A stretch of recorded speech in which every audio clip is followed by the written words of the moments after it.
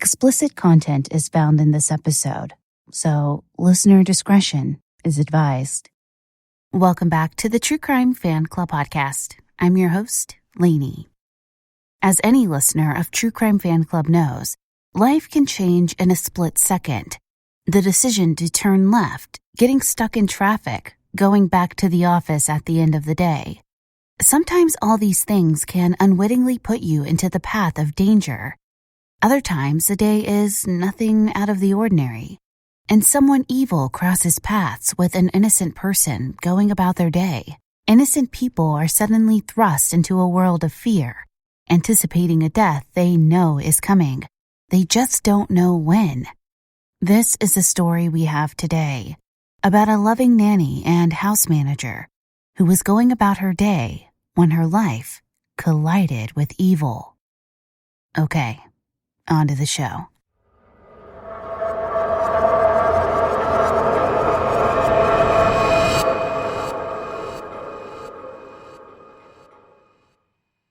On September 27, 2017, Jennifer Fulford, a nanny and house manager for Reed Berman in Winter Park, Florida, left her house in Alamonte Springs around 5:15 a.m. to head to work. This was the last time her husband, Robert Fulford, saw or spoke to Jennifer. Jennifer was later seen on a surveillance camera, leaving a dental office around 10:30 a.m., then again on camera around noon, arriving at the home where she worked at in Winter Park. After leaving the dentist, Jennifer left a voicemail on the phone of Janet Grimm, who was going to install artwork at the Berman home. Jennifer said she was on her way to the house and Janet could come over as scheduled. However, around 11:30 a.m., Jennifer called Janet again and sounded anxious. Jennifer told Janet she had received a call from the school and had to pick up the Berman child. She told Janet Grimm, quote, "I have to go get him. Don't come over." Jennifer did not go to the school to pick up the child, and this was the last record of anyone having spoken to her. Her employer, Reed Berman, was contacted by his wife at approximately 4:00 p.m., stating that Jennifer had never picked up their son. Reed attempted to reach Jennifer by telephone, but it went immediately to voicemail. Reed picked up his child himself and returned to his home. Jennifer was not there, and Reed found her purse lying on the floor in the downstairs bathroom. Her wallet, keys, and tablet were not in her purse. He also discovered the seat was left up in the bathroom downstairs, which he found odd since he rarely used that bathroom. Jennifer's car, a 2015 gray Hyundai, was also missing. Jennifer had worked for the Berman family for 6 to 7 years, so Reed found this behavior very strange. It was unlike her not to answer calls and definitely not like her to miss picking up their child. At 6:25 p.m., Reed contacted the Winter Park Emergency Communication Center to report Jennifer missing and possibly endangered. Officers conducted an area search for the nanny, with no luck. Around 8:00 p.m., Robert discovered an odd ATM withdrawal in the amount of $300 from their Wells Fargo joint account. Detective Sharon Wagoner requested and received camera footage from the ATM withdrawal, which showed a white male with eyeglasses and a ponytail. The male had a towel around his neck, blue tennis shoes, a white t-shirt, and a watch with a plaid band. This withdrawal occurred at 12:10 p.m. at 275 South New York Avenue in Winter Park, Florida. Robert was shown the footage and still images of the male, but did not recognize him. Approximately 4 hours later, another attempt was made at the same ATM by the same individual wearing different clothing. He was wearing a short-sleeved t-shirt with a logo, a long-sleeved open shirt or jacket, and a dark-colored cap with UCF on the front. He also had fresh scratches on his hands. This time, he was unable to withdraw additional cash because $300 is the maximum daily limit. While attempting to find Jennifer Fulford and her vehicle, a probation officer in Winter Park viewed the ATM footage and realized it was one of his probationers, Scott Nelson. Scott had been released from federal prison in May 2017 and had been meeting with Julio Dominguez, a federal probation officer, regularly since his release. While law enforcement provided this information, it was not made public. Scott Nelson, aged 49 in 2017, was originally from New England. The son of Lawrence and Joan Nelson of Newbury, Vermont and Concord, New Hampshire, Scott was arrested in 1994 for kidnapping and robbing his father. Prior to this, he had charges pending for criminal trespass, harassment, and violation of a domestic violence restraining order, stemming from an April 28th incident with an ex-girlfriend. According to Joan, Scott had been living in squalor the summer of 1994 and repeatedly asked his father for money, a tent, or if he could move in with them. His father adamantly refused. On May 24th of that year, Joan had given Scott $90 of the $100 she had in savings, and he went to Maine. In early July, he ran out of money, and that was when he started reaching out to his father. When his father repeatedly said no, Scott made another plan. On July 11th, Scott was at his father's house, waiting on him to return home. When Lawrence arrived, Scott pistol-whipped him, then forced him to go to the Wells River Savings Bank in Bradford, Vermont. Scott made his father withdraw $10,000 and told his father he would shoot everyone there if his father alerted anyone. Once his father had the money, Scott took him back to the house and, using duct tape, bound him to a chair upstairs. Before he left, Scott destroyed the phone, then fled to Vermont in his father's car. The car was later recovered by the FBI in Plymouth, Massachusetts, based on information provided by Joan. Scott phoned her frequently, only staying on the phone for a few seconds, afraid of being tracked by a wiretap. Scott was arrested in Las Vegas on August 24, 1994. He was arrested on federal charges since he transported a stolen vehicle, stolen money, and firearms across state lines. He was also charged with possessing firearms while already a convicted felon. He was the first person charged with carjacking since the federal law had been enacted in October 1992. In May of 1995, a federal grand jury indicted Scott on 2 charges of a felon in possession of a firearm, carjacking, using a firearm to commit another violent crime, and interstate transportation of a stolen vehicle and stolen money. He was given 15 years in a federal penitentiary, plus 3 years of probation. The charges against him in Vermont were dropped in light of the federal charges. Scott had a quote, "an apology to the community," published in the Showcase, a small shopper paper in Woodville, New Hampshire, on September 5, 1995. In the apology, Scott said the incident was a family matter that obviously went out of control. He also urged parents to show love and kindness to their children. The Orange County State Attorney, James McKnight, said Scott's apology had nothing to do with the charges being dropped. On November 26, 2010, Scott was released from federal prison. He boarded a bus and went to Daytona, Florida. Less than 2 weeks later, on December 7th, Scott robbed a Wachovia bank in Daytona, Florida. He handed the teller a handwritten note, threatening to blow up and kill everyone if he did not get all the paper money. He also claimed to have a stun gun and a .45 caliber pistol in addition to the bomb. After he was handed the cash, he fled the bank, but only got as far as the parking lot before being captured. His bomb was examined closely and was discovered to be nothing more than a collection of trash, including a soda bottle, a tape recorder, and a small propane bottle. Scott pled guilty to robbery with a dangerous weapon on February 18, 2011. He was sentenced to 7.5 years in federal prison. He was released on this charge on May 15, 2017. He moved to the Orlando area and found employment with the assistance of his federal probation officer. Scott's boss allowed him to reside in the workplace as well. Scott and his probation officer, Julio Dominguez, met regularly, but apparently his probation officer was concerned about the living arrangements because, according to Scott's testimony, Julio caused Scott's boss to fire him and throw him out, creating a homeless situation for Scott. Scott was bitter about this and explained it later in court. This was a situation on September 27, 2017, when Jennifer went missing.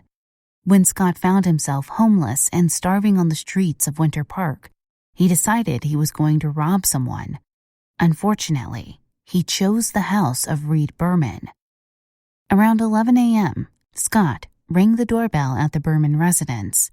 When Jennifer answered the door, Scott forced his way inside. He had duct tape, zip ties, and a knife. Scott bound Jennifer's hands with zip ties and used duct tape to bind her feet. He then took the talc comforter off the bed in the master bedroom and wrapped Jennifer in it. He carried her to the car and placed her in the hatchback. After this, he drove almost to the Disney World area and found a deserted wooded area off Apoka Vineland Road, where he planned on leaving Jennifer. During his testimony, he insisted he had not planned on killing Jennifer, but her death was his probation officer's fault. Whatever his actual plans were, he duct taped her entire face, which caused suffocation. Scott also stabbed her 7 times.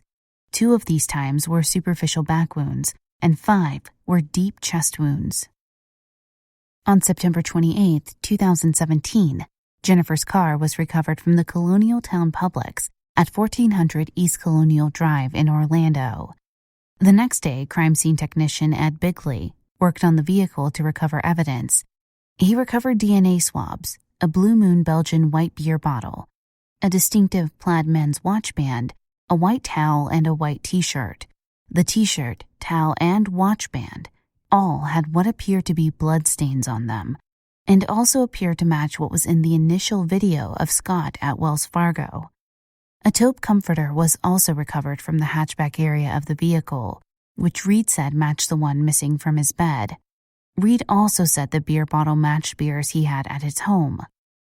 On September 30th, 2017, with the assistance of an Orange County Aviation unit, Jennifer's body was located in the heavily wooded area described earlier. It was confirmed she was dead, and she was in an advanced state of decomposition. The knife used to kill her was found with her body and with her DNA on it. Scott was arrested the next day, October 1st, 2017, in a Jacksonville, Florida motel. He refused to cooperate with detectives for about a month, but then said he would give a confession for additional food and a bottom bunk. He did confess, and it was recorded, and he brought this up when he was testifying at his trial. I'm going to pause the case right here so you can hear a word from our sponsors.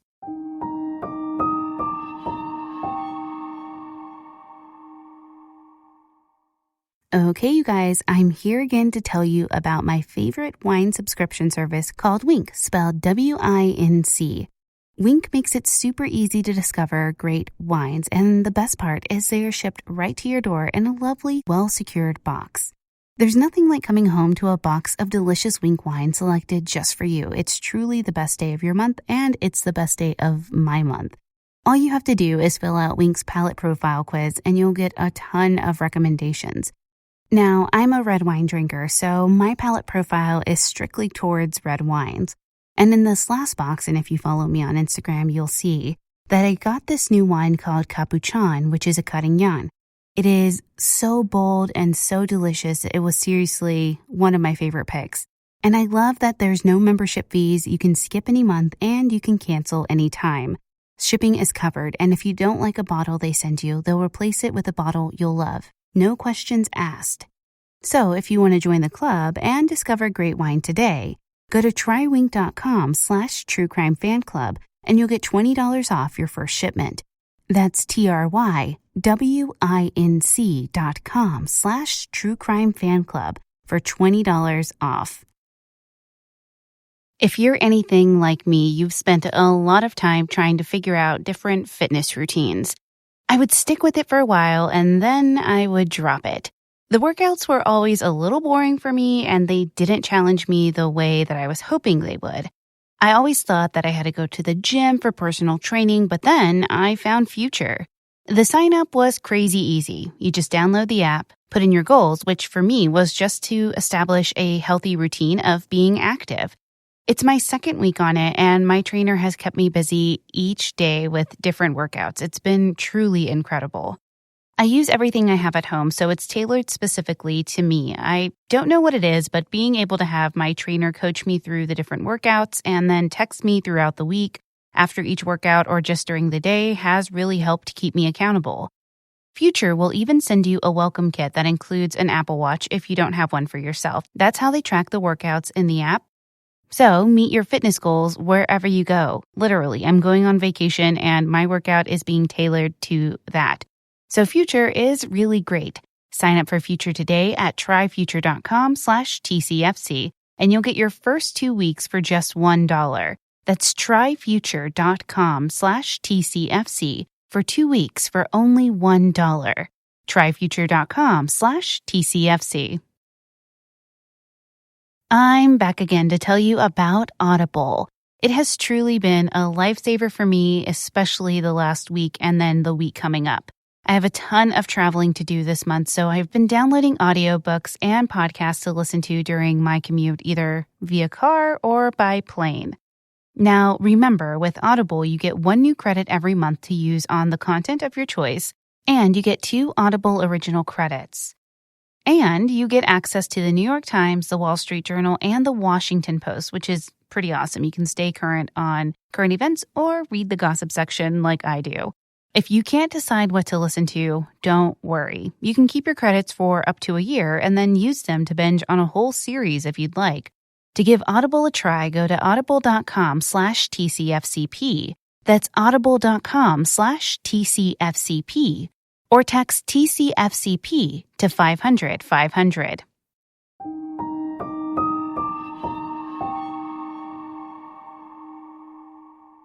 In 2018, after being in jail for several months, Scott wrote Judge Keith White a letter. In the letter, he complained about the food in jail and slated he had already lost 40 pounds.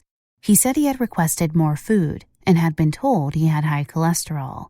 He also said because he was white, his request was being ignored. He told the judge he had provided information about unsolved armed robberies and said he would give up 8 unsolved murders for which he had never been caught. The letter said the government wants him dead and his insane defense team wants to delay his right to a speedy trial. He asked the judge that their request be ignored. He did not want this right waived. Scott underwent psychiatric evaluation and was initially found incompetent to stand trial. There wasn't much information as to why he was found incompetent, but this diagnosis delayed his request for a speedy trial and gave the state a chance to bring in their own psychiatrist to examine Scott. When the trial began in June 2019, 41 jurors were selected as capital qualified, since the charges qualified this case as eligible for the death penalty. They were narrowed down and the trial began. The trial and sentencing lasted approximately 3 weeks. Jury selection began on June 10, 2019, and a verdict was reached on June 28, 2019. During the trial, Scott testified on his own behalf. The defense only asked 3 questions about Julio Dominguez. They asked Scott who he was, how he was related to the case, and what was his importance to this case. Scott explained Julio was his probation officer, and if he had not gotten Scott fired and caused him to lose his living arrangements, then Jennifer would be alive. He said that it was completely Julio Dominguez's fault that Jennifer was dead. The prosecutor began questioning Scott at this time and asked Scott a few questions about his background, such as where was he from. Prosecutor Burdick asked Scott, "Did Mr. Dominguez kill Jennifer Fulford?" Scott replied, "No." She followed up with, "Who killed Jennifer Fulford?" Scott Nelson replied, "I did." Prosecutor Burdick asked him if he would like to explain why he felt that Julio was responsible for Jennifer's death. Scott simply said, "Yes," so the prosecutor prompted him, "Please do." Scott explained, "I was employed in Winter Park for a painting company by an alleged Christian family, who took it in their interest because I was such a dedicated hard worker. They allowed me to live at their employment as well. Prior to that, I had been homeless after being released from federal custody, thrown to the street, homeless with no money. I mean, that's how they do business." The prosecutor then asked Scott exactly what it was that Julio had done to him. Scott replied, "He made it a point to create a situation with my employer/landlord, which was one and the same, and he got me thrown out on the street after months of suffering on the streets of Orlando."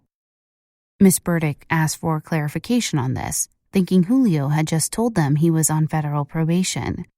Scott said he met all the qualifications he needed to on probation. He had a job, he had a place to live, and he was reporting into his probation officer.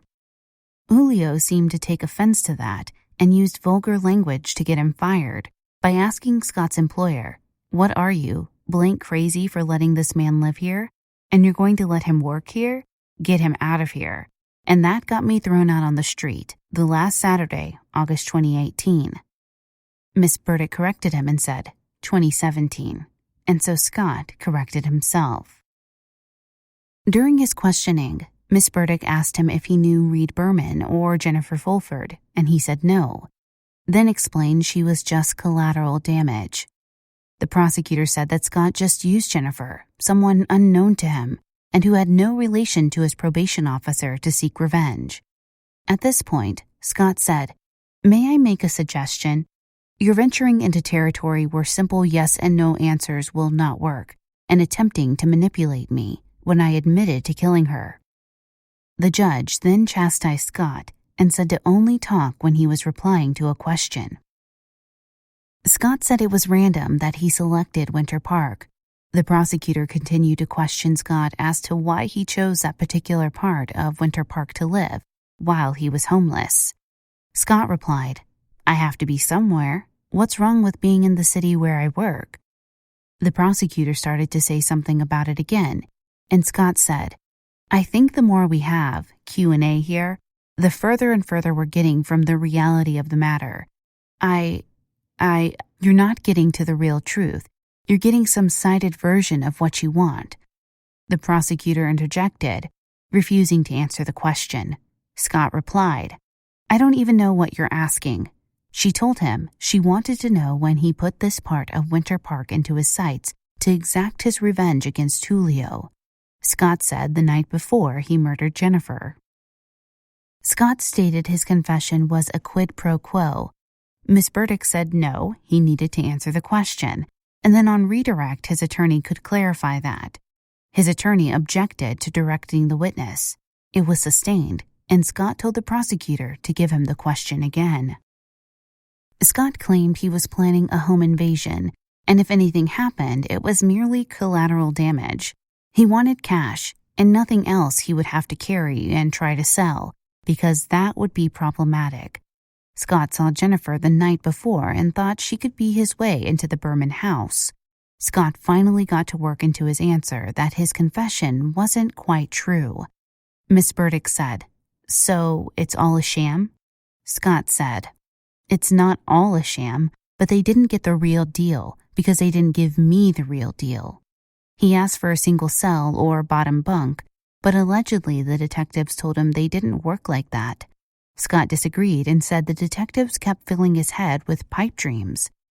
Scott said the detectives were very manipulative, and that's why there was no video of his interrogation. The prosecutor replied, "As were you." The prosecutor went through the day of the crime again, saying that on September 26, 2017, Scott was on foot. He had his duct tape and zip ties and the knife. Scott interrupted her and wanted to know what that had to do with Julio. Scott said Julio was the reason he killed Jennifer, and that was the end of the story. If she had any more questions, ask his lawyers. The prosecutor said, "Your Honor, can you redirect Mr. Nelson to answer all the questions, not just the ones his attorneys ask?" The judge started speaking, but Scott said his memory was getting foggy. The judge then chewed him out and said, "Mr. Nelson, don't speak when I speak. Do you understand, sir?" Scott Nelson affirmed he understood. Scott said he did not have those items walking down the street on September 26, 2017, because it's not a good idea to walk down the street like Rambo. At this point in the questioning, Scott began using "I can't remember" for many of the questions, alternating between this and "I don't recall," and telling the unvarnished truth.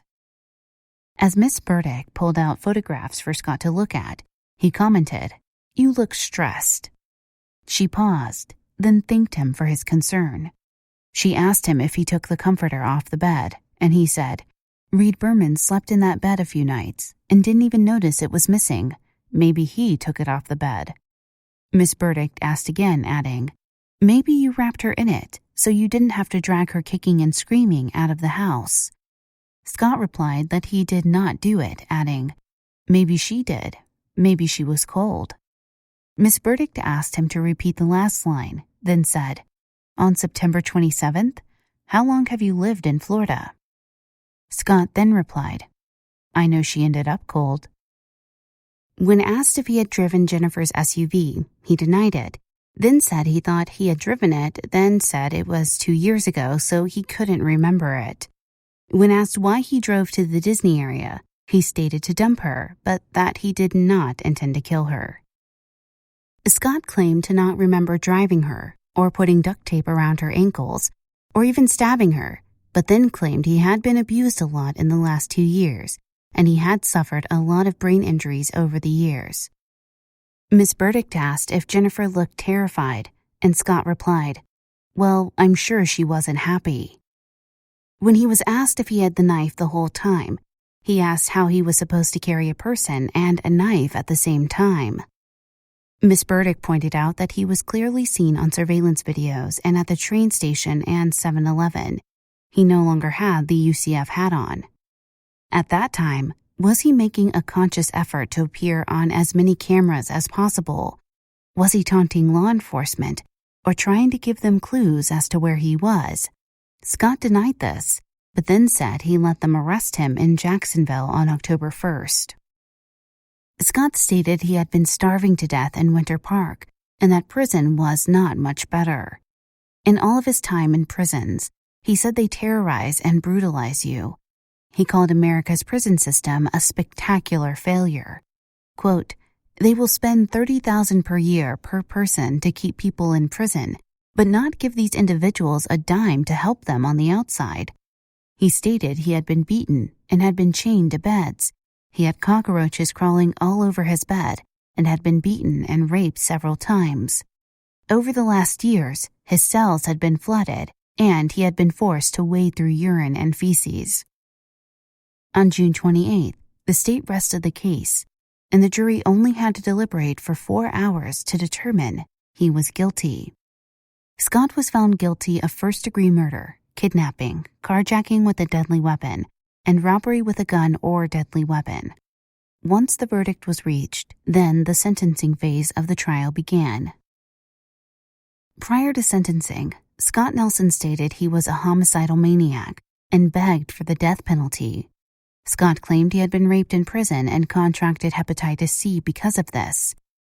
On July 1st, one of the jurors for the trial had to be dismissed for discussing the case outside of the court. The juror claimed he did not know if he could vote for the death penalty for someone who was obviously disturbed. During the sentencing phase, one of Scott's brothers testified as to the abuse Scott suffered as a child. His brother James stated that their father was a perfectionist and had often hit all the children. He also recalled an incident when they were in a car when their father pulled over and began punching their mother, who was about 7 months pregnant at the time with Scott. Conversely, James said it seemed as if Scott was their father's favorite and admitted that their father had even purchased Scott a recliner so they could watch baseball together. However, when Lawrence and Joan were divorced, the two rarely had contact. Scott's older brothers had moved out, and Scott was left with his mother, who had been diagnosed with schizophrenia. He was frequently the caregiver. At times, they were broke, left without heat, and had to burn furniture to stay warm. James recalled a time that Scott was on his bike and was hit by a car. Scott had to be taken to the hospital by ambulance, but was released the same day. Sentencing began winding down. On July 10th, 2 jurors were approached outside the courtroom by a man with a bloody hand, stating that Scott should fry. On July 11th, Scott was given life without parole. As is the case, the victim's family was able to provide insight into their loss and how this impacted them. Robert Fulford said that his wife was his best friend and amazing. He continued on. She often seemed to know what people needed, even if they did not. When grocery shopping, she seemed to know everybody in the store. She took care of 3 households. She would buy what she needed and then would buy a sub sandwich for somebody outside who looked hungry to her. Her daughter Hannah said Jennifer was her best friend. She also said, "I will live the rest of my life without having my biggest supporter to cheer me on and lift me up." She also lamented, "My mom never got to see me turn 30 years old. She will never dance at my wedding. She won't be here for the birth of my children, and they will never know her vast love." However, Hannah also said of her mother, "She loved in a way that made you feel like you were the only human being on the planet." Sadly, Jennifer Fulford was murdered the same day her granddaughter was born, a fact her son, Austin Geist, says is one of the greatest pains of all. Her body was found the same day Austin and his family left the hospital. Her friends described her as loving and selfless and a kind, charismatic woman who would start singing at the drop of a hat. Austin said of his mother, "I know she is out there dancing and singing with a smile on her face and love in her heart. I promise you this, she is the one that will be remembered." Okay, fan club members, as I conclude this episode, my one question to you is, how will you sleep tonight? Thank you for listening. If you enjoyed this episode, please be sure to leave us a positive review on Apple Podcast or your podcast player of choice. It really does help us out. You can find us on most social media platforms, Twitter @TCFCPod, Facebook.com/TCFCPodcast. You can also find us on Instagram, TCFC_podcast. And of course, our website is truecrimefanclub.com. If you have an episode request, send us an email, tcfcpod@gmail.com. Research and writing provided by Suzy St. John. Content editing by Brittney Martinez. Production and audio engineering provided by Nico at We Talk of Dreams. Check him out on Twitter We Talk of Dreams or wetalkofdreams.com. And I'm your host, Lainey.